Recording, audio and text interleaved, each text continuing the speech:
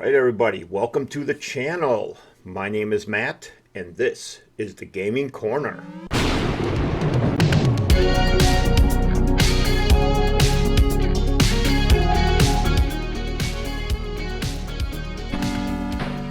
All right, I'd like to thank all the new people who have basically subscribed to the channel.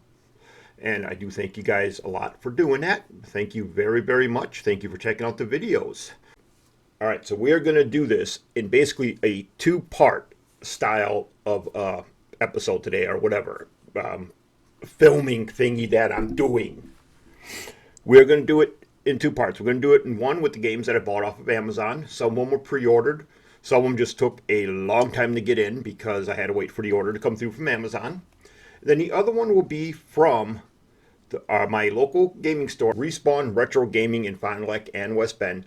Tony and his wife Christina both run the store. And if you ever get a chance and you're in the West Bend area or in the Fond du Lac area, please go down and visit them. Say hi. If you got anything to trade some stuff in. Check out their collection that they got for the games and all that, and help support your local stores. I will put a link to Respawn Retro Gaming's Facebook page down in the description. So please click that. Click the like button on there. That way you can see when Tony gets new trades in and all that. He usually posts those on Facebook right away.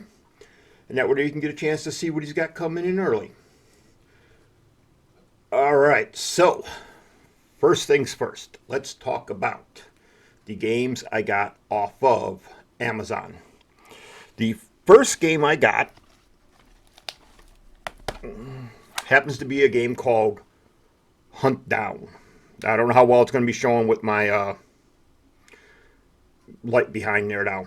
Now, I will show gameplay footage up in one of the two corners here. HuntDown. This is an awesome retro-style 16-bit game. It's a shooter. It's like a run and gun shooter. You're hunting down bad guys. Inside this one, which I did not know, you also get collector pins in there, which is very, very cool. This game is available on the Switch. I do not know if it's on the Xboxes or the PlayStations. I do know it is also available on GOG.com, which I'll have a link for that down in the description. I believe you can also get it on Steam, but I'll put the link for GOG down there since that's the other spot where I have this game at. This game has been a lot of fun so far. All right, the next game that I got, I don't know if I ever showed this one off before. I've had this one actually for a little while. Totally forgot about showing it off. It is a game in a series that had, I believe, 5 games originally, dating back to the early 80s arcade games. And it is, I'm almost positive I showed off Double Dragon Gaijin before. But we got this one too. I'm positive I showed it up, but I can't remember. And right now, as you can see, the cartridge is missing because it's actually inside my Switch. I'm playing it. It came with posters, stickers. I'm enjoying this one a lot. Great beat-em-up, 16 style beat-em-up game. If you're into beat-em-ups and you like Streets of Rage, what other beat-em-up games can I think of offhand? Right now I got Streets of Rage on my mic, so I'm playing the hell out of that too. But definitely well worth it. All right, so this last one is definitely something that just came out recently. They kind of went back to the roots a little bit once again and kind of went back to a 2D, 3D stylish game. So far I'm enjoying this one too, but it is Sonic Superstars on the Switch. This so far has been a lot of fun. I need to get the new Mario Wonder game, I believe it's called. I need to get my hands on that yet too. I'm a huge Sonic fan, so I had to get this one. I got it on the Switch just so I could have a physical copy because I'm into more of the physical stuff. It did come with a download code for a Lego Eggman. I'm truthfully not overly worried about that. I'll download it probably sooner or later, but Sonic Superstars. Totally worth it, as you can see from that gameplay that was going on. Love the game so far. All right, next game. This one I did not get off of Amazon. This one I actually picked up at Walmart on sale for, I think it was back down to, it was either $9 or $12 or something like that. Haven't opened it yet because I actually can't play this one physically on the Xbox because I don't own a Series X. I only own the Xbox One at the moment. The Series X I'm working on getting back. As you can see from the gameplay, in whichever corner I put it, which is probably going to be over here, I'm actually playing it on the PC. So far, Wild Hearts, for me, has started off better than any of the Monster Hunter games. I have a couple of them, and I haven't enjoyed them. This one started off pretty good. Game starting off right makes a game fun for me. Alright, that was it for the pickups outside of my retro gaming stores, outside of Respawn Retro Gaming. Let's go show you what I got from there. We're going to start off with the good old Nintendo Wii. And this game I knew wasn't any good. It got really bad reviews, but like I said with another game I showed up, I'm a fan of it. And it happens to be Sonic and the Secret Rings. Physically wise, for the game, I'm only in the prologue or whatever, as you can see from the footage up here. The game and the story is very interesting and neat sounding. I think the problem with this is the crappy motion controls. I don't like the fact of the motion controls in this one. It's not easy to do the dash jump when people light up and you've got to choom, choom, choom. That's not easy to do. You got to hold the Wii remote in an awkward way, almost like you're trying to play a racing game with it. I think if Sega remade this for newer consoles and brought out with physical controller support, I think this would be a better game. Physically wise, like I said, I'm enjoying it. It's alright, but the controls are just harsh. But speaking of an awesome Nintendo Wii game, Super Mario Galaxy. I'm still in just the beginning part of this one. I just started playing it. Princess Peach just gets captured by a Bowser. The graphics that Nintendo themselves do when they do a game is phenomenal. If you look at the way this thing looks right now, Nintendo does a phenomenal job with their units. The Wii was nowhere near as powerful as the other units that were out at the time. Just like the Switch is nowhere near as powerful as the Xbox or the PlayStation. But look at the graphics Nintendo can pull. They know how to do it right when it comes to graphics. Their gameplays have always been great, even though I've never been a huge Nintendo fan when I was younger. Not because I didn't like it, I was a Sega fan. I was a Sega fanboy, straight up, plain and simple. Both of the Wii games are just the disc only in box, which is good. But yeah, Nintendo, the Super Mario Galaxy. Oh man, is that one so far. I got to go back to that and play it some more. The footage you see from the Nintendo Wii games and all that, and even the next game, are done on that CRT TV back there. So that's why they don't look as crisp as they should when you see them up here.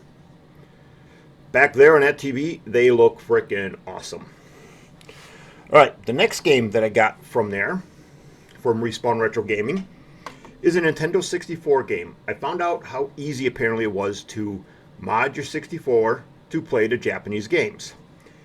And when I was down at Respawn Retro Gaming in West Bend before picking up my kids, I asked Christina, do you have any 64 games that are Japanese? And, I was trying to look for what the cheapest is and something that I'd be able to play. I wanted it to be cheap, but I wanted to be able to play it. So I didn't want like a role-playing game or anything like that. So my son tore the sticker off. Darn you, Aaron. I have to now clean up the sticker residue. But it is Super Mario 64 Tennis. And boy, did I just do a bad imitation of Mario. This is a lot of fun. You can see from the gameplay up here that Super Mario 64 Tennis, it's good. I was playing as Baby Mario, and I kicked my daddy's booty. I played as Mario earlier, and Mario is slow. So I went to try a different character, but man, when I'm playing it back there on that TV, the graphics on this thing are amazing. It is a beautiful game, and it was such an easy thing to get the N64 to work for this. I had to remove one piece that it's a whatever thing. But that is a fun game, and now that I can buy more, I know Tony has up in the Fond du Lac store, but still sitting up there. He has, I think it's the Disney kart racing game. I'm going to be going after that one. When it comes to any type of Japanese games, for my Genesis, my Saturns, all that, if they're not role-playing games, I will usually buy them. Because role-playing games can't really do because I can't read Japanese. But when it comes to fighting games, racing games, stuff like that, you really don't need to be able to read. You just got to be able to find out what the gas button is and go. All right. I've been babbling quite a bit. All right, we got one more game that I would love to have this on my Sega Saturn, but it is expensive as hell. When I was down at Respawn in West Bend, I saw this one down there. And I didn't see it at first, so just as I got done checking out, I spotted it and said, I want that one too. And that is Mortal Kombat Trilogy.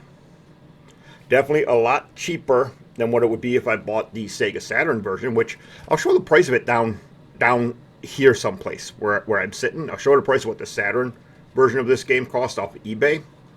But as you can see from the gameplay footage up here, gotta love Mortal Kombat Trilogy, man. All the characters, great gameplay, great fighting.